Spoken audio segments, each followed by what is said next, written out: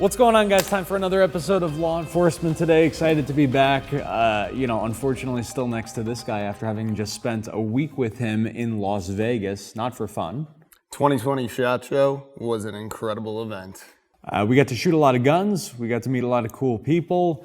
Personally, man, I hate Las Vegas. I'm going to be straight up with you. I don't really drink that much, ironically, given the whiskey wall. I obviously don't really gamble. Spent $100. Was really upset about how that went down.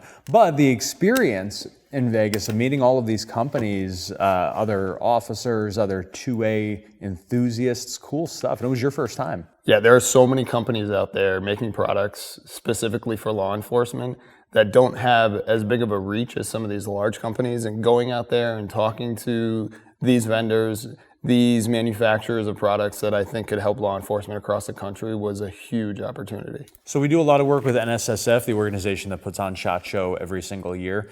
And, it's sort of like being a big kid in a candy store, being at that. We walked about 10 miles a day. What I thought was really fun was everybody that saw that we were with law enforcement today. I mean, how many people were like, "Oh my God, we follow you guys." It was pretty exciting. So let's get right into the news of it. So everybody knows what a debacle this whole criminal justice reform and bail reform thing has been in New York. And now we are learning that a man who was set to testify against MS-13 has been killed. It turns out that the defense received a list of all of the witnesses that was forced to be released by the New York DA. And as soon as that witness list was released, intimidation started. And now the main guy who was set to testify against MS-13 is dead. Thoughts? Well, certainly the reforms that are happening give suspects the opportunity to now intimidate witnesses prior to a trial. Certainly for law enforcement, that causes us a little bit of a pause as to, utilizing confidential informants that now may be released to a suspect, and the aspect of that person being intimidated prior to being on trial, it definitely is alarming. I think what a lot of people don't realize, we immediately see the downplay in the mainstream media often of this isn't that big of a deal.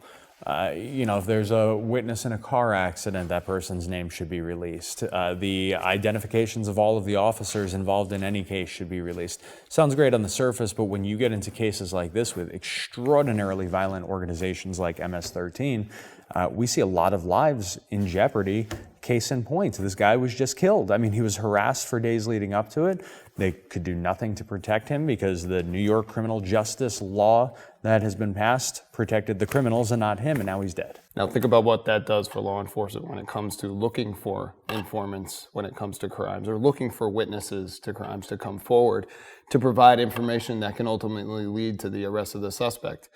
What is the apprehension behind those witnesses or those informants to provide information to law enforcement, knowing that there's a possibility that their name can be released? Well, this is a problem that we see across the country, especially in the inner cities right now, where there's this mentality of if you snitch, you're going to pay the price. And we are now passing legislation that reinforces that there is a price to be paid for ratting out killers. Certainly that makes our job a lot harder. When we're going out looking for witnesses to a crime, when we're going out trying to develop those confidential informants that'll lead us to these suspects, if there's something in place where their names are going to be released to the suspect prior to that person being on trial, now we have to think about, well, what is their apprehension to giving us any information or cooperating with law enforcement at all? And to break this down to the civilian perspective, so some of you may be sitting there watching right now going, okay, big deal. It's harder for them to do their jobs. You get paid to do your jobs. Cool, I get that. But what it's leading to is more dangerous streets. We see crime is up substantially in New York, especially in New York City right now. I don't know about you guys, but I'm not good with that, especially those of us who have kids and families and loved ones, or just don't want to be assaulted. Let's move on to the big news of the week, which is the acquittal of President Trump. We typically don't take on very political topics here, but when they pertain to the law, I think we have to. The acquittal of President Trump. What are you seeing in terms of conversations right now? I think you're seeing that with the trial that occurred, And with the result that occurred, I think we saw this as a positive for what we refer to as the justice system in our country. You had the highest of trials when it comes to an impeachment of a president. That trial went forward. Ultimately, he's been acquitted. And now I think we have to come together and move on as a country. Watching Pelosi shred that document and throw her temper tantrum. I mean, listen, everybody knows where I stand. I'm obnoxiously conservative, right? But what a sad reflection that was on the state that our country is in right now, to see elected leaders act like petulant children on the national stage. Honestly, I don't think it was necessarily a bad thing, because I'm seeing people on both sides of the spectrum go, this is ridiculous. How do we get so low in society? How do we get to this point? You know, a lot of people on both sides are arguing that the whole impeachment was a sham to begin with, but now it's over, it's done, it's time to move on. From your perspective, can we come together again as a nation, or is this just the beginning of sort of a downward spiral? Well, I'm coming from the law enforcement perspective, right? And I hope that everyone out there considers this as that moving on moment, right? We've been living this for how many years? And I think given what's going on in our country, especially in the law enforcement community, I think we all need to come together and move forward. It's time to, as a country, put this behind us and look to the rest of this year, this being an election year. Ultimately, I think there's a lot of good that's going to come of this. We've kind of put this behind us, and I'd like to see what the rest of the year brings to the country after all of this is done. Well, while you're looking forward to the rest of this year, I'm looking forward to the next 5 years. All right, let's move on to a really cool topic that you wanted to talk about, which is these blue envelopes. Yeah, so January 1st of this year, the state of Connecticut came out with blue envelopes, and this is, to me, a really worthwhile cause that the Connecticut Department of Motor Vehicles, in cooperation with the Chiefs of Police Association, they came out with blue envelopes, and the idea is to provide information to those on the autism spectrum. It allows them to organize their paperwork so that if they are stopped by a police officer, they can hand the police officer this blue envelope, which gives the officer information as to this person is on the autism spectrum. Here's how you should approach speaking with this person on a traffic stop. Here's some of the things you need to be aware of. And for us in law enforcement, it's always good to have more information. Somebody on the autism spectrum may not be as social, may not be as responsive to questioning. And for us to know that going into it can help a police officer in going through that traffic stop with the individual.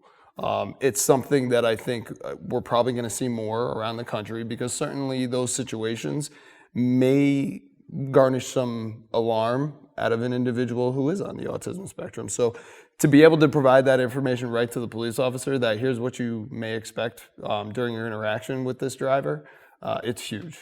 I love it, man. I think that we haven't gone far enough in terms of training for law enforcement. I mean, in general, in a lot of different areas, whether it be a funding thing or a staffing thing. But I think that this is sort of reflective of an overarching move towards stronger community policing, which we really desperately need. We also desperately need it, frankly, because of the conversation in the media about the over-militarization of police. I think anytime we can bring the community and law enforcement together from an educational perspective, it's great. We see a lot of those moves. The Portland Police Association, we sat down with those guys up in Portland, Oregon, and talked through their community policing initiatives about how we provide better education, how we bring people together. And I just think that this is it really reflects the heart and soul of law enforcement, who want to do a better job and who want to make sure that people are safe and comfortable, but they can also go home safe at the end of the day. How many situations have you seen over the years where you have someone who has some form of, whether it be autism or they're mentally disturbed or a whole variety of things that happen that you don't necessarily know about? And I think a lot of police officers out there may not get as much training in the mental health aspect. So any information that you can provide the officers to help them better do their job when dealing with somebody who does have those mental health issues, it's going to make the outcome of whatever interaction it is with a police officer that much better. Guys, as always, we want to hear your stories. We want to talk about the topics that impact you, your family, your department. So feel free to send them in to us. As always, we are super appreciative of you taking the time to watch this. Past episodes on letunity.com. And just as we do every week, we're going to leave you to the faces of the officers who have so far fallen in the line of duty in 2020, said to Dave Ray's last call. Thanks all for watching. God bless America.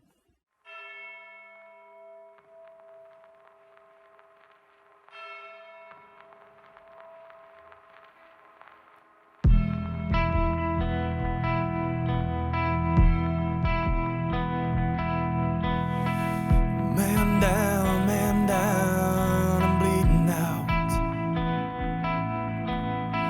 There's no time to be